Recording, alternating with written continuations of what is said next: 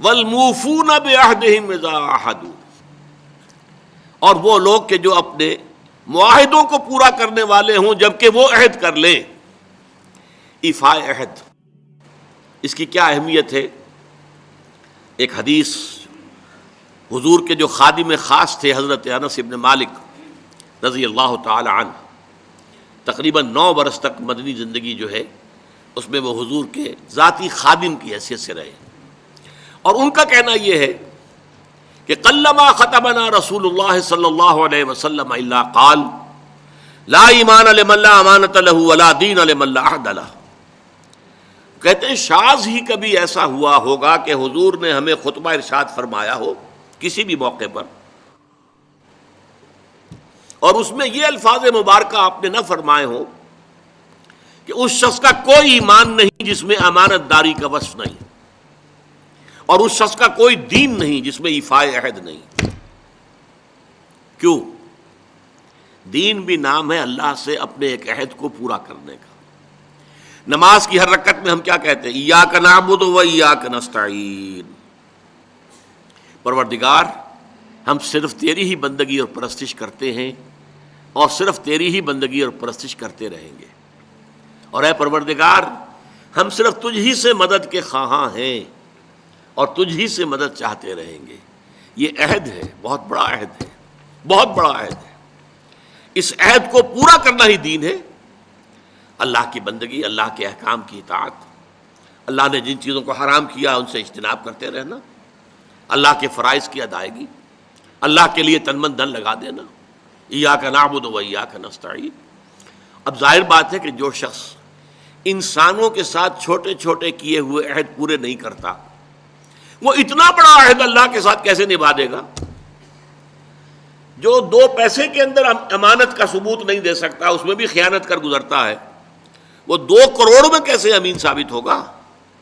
لہذا لا دین لمن لا عہد لہ، لا ایمان لمن لا امانت لہ ولا دین لمن لا عہد لہ۔ جس شخص میں امانت داری کا وصف نہیں ہے اس کا کوئی ایمان نہیں، اور جس کے اندر ایفاء عہد کا مادہ نہیں ہے اس کا کوئی دین نہیں۔ اب خاص طور پر اس نیکی کی بحث میں جس ربط اور ترتیب کے ساتھ یہ بات آ رہی ہے اس کو سمجھیے۔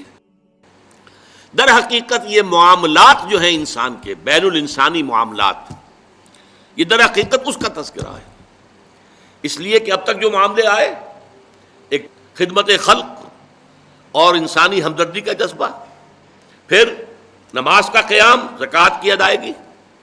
اب جو یہاں آ رہا ہے یہ معاملات ہیں بین الانسانی معاملات۔ معاملہ کہتے ہیں جو 2 افراد کے مابین کوئی بات ہو رہی ہو، عمل سے معاملہ، جوہد سے مجاہدہ، قتل سے مقاتلہ۔ تو جب 2 فریقوں کے درمیان جوہد ہوگی، جوہد کا جوہد سے ٹکراؤ ہوگا تو وہ مجاہدہ بن جاتا ہے۔ جب 2 فریق ایک دوسرے کو قتل کرنے کے درپے ہیں، یہ مقاتلہ ہے۔ معاملہ جب 2 انسان یا 2 فریق یا 2 گروہ یا 2 کمپنیاں، یہ کمپنیاں جو ہیں وہ بھی آپ کو معلوم ہے لیگل پرسنز شمار ہوتے ہیں، ان کے مابین کوئی معاملہ ہو رہا ہے، کوئی معاملہ طے کر رہے ہیں، ان معاملات کے اندر سٹریم لائننگ کرنے والی ایک شے ہے، اگر وہ ہو جائے سارے معاملات درست ہو جائیں گے۔ اب آپ کو معلوم ہے ایفاء عہد کا جذبہ پیدا ہو جائے۔ دیکھیے معاملات کی میں آپ سے وضاحت کروں، ایک شخص امپلائر ہے، ایک امپلائی ہے، ان کے درمیان ایک کانٹریکٹ ہے، یہ ریمونریشنز ملیں گی، یہ مراعات، یہ مفادات، یہ تنخواہ، یہ کام تمہیں کرنے ہیں۔ اب اگر ایک شخص پوری تندہی کے ساتھ وہ کام نہیں کرتا تو وہ حرام خوری کر رہا ہے، ایفاء عہد نہیں کر رہا۔ ایفاء عہد کا تقاضا یہ ہوگا کہ کوئی سپروائز کرنے والا ہے یا نہیں ہے، کوئی دیکھنے والا ہے یا نہیں ہے، وہ اپنے معاہدے کے اندر بندھے ہونے کی بنیاد پر کام کرے، اور حتی الامکان اپنی جو بہترین صلاحیتیں ہیں وہ۔ اسی طرح چھوٹا سا معاملہ ہے، آپ نے ایک شخص کو مزدور کے طور پر رکھا ہے، شام کو 100 روپے آپ نے دینے ہیں، یہ ایک معاہدہ ہے، طے ہو گیا۔ اب یہ مزدور اگر کام چور ہے کہ اگر تو کوئی دیکھنے والا ہے تو کام کر رہا ہے، اور اگر کوئی دیکھ نہیں رہا تو بیٹھ گیا، تو یہ بے ایمانی کر رہا ہے، یہ وعدہ خلافی کر رہا ہے۔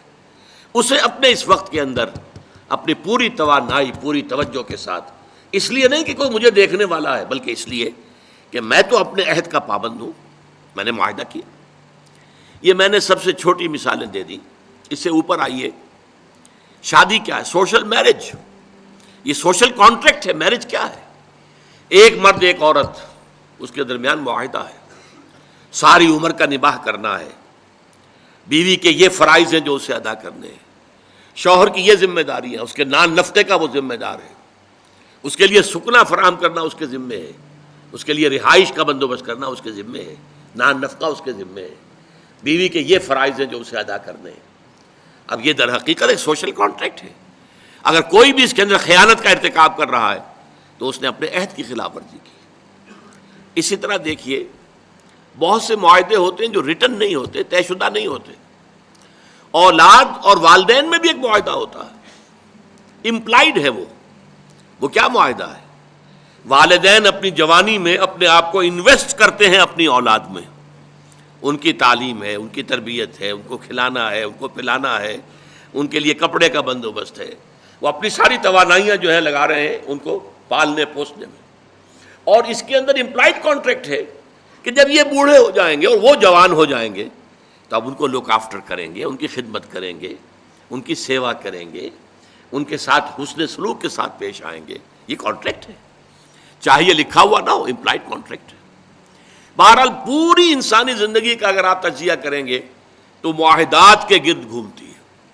اگر ایک وصف پیدا ہو جائے، ایک وصف ایفاء عہد، حضور نے فرمایا بندہ مومن کا وعدہ کر لینا عدت المومن کا اخذ الکف. بندہ مومن کا کسی سے کوئی وعدہ کر لینا ایسے ہے جیسے اس کا ہاتھ جو ہے اس کے ہاتھ میں آ گیا ہے. جیسے آپ نے کسی کا ہاتھ پکڑا ہوا، کہاں جائے گا آپ؟ لہذا وہ تو بند گیا، اس نے وعدہ کیا وہ بند گیا. اور یہ ایک واقعہ آتا ہے حضور کا، اور یہ بھی آغاز وحی سے قبل کا واقعہ ہے. آپ کی زندگی میں امانت اور دیانت جس کی بنا پر الصادق الامین کے خطابات آپ کو ملے تھے اپنے معاشرے سے. آپ کاروباری آدمی تھے نا، تجارت کرتے تھے. ایک شخص سے کوئی بات ہو رہی تھی معاملے کی، کسی سودے کی. اس نے کہا کہ ذرا آئے محمد آپ انتظار کیجئے میرا یہاں پر، میں ابھی آتا ہوں. وہ جا کر اپنے کاموں میں ایسا مصروف ہو گیا بھول گیا. حدیث میں ثلاثہ کا لفظ آیا، 3 کے بعد یاد آیا اسے، اور عام شارحین کا یہ کہنا ہے 3 دن کے بعد. وہ بھولا رہا، اچانک کیا تھا، میں نے تو وعدہ کیا تھا محمد سے صلی اللہ علیہ وسلم کہ آپ یہاں میرا ذرا انتظار کیجئے، میں ابھی آتا ہوں. وہ اسی طریقے سے گھبرایا ہوا گیا تو حضور وہیں تشریف فرما تھے.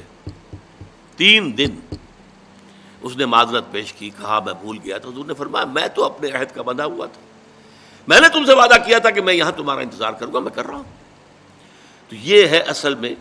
اور جیسا کہ قرآن مجید میں اسی سورہ بنی اسرائیل میں آیا ہے، ان العہد کان مسئولا، یہ عہد جو ہے اس کی تو اللہ تعالیٰ کیا مسئولیت ہے، جواب دہی ہوگی، پوچھ گچھ ہوگی. تو یہ ہے معاملات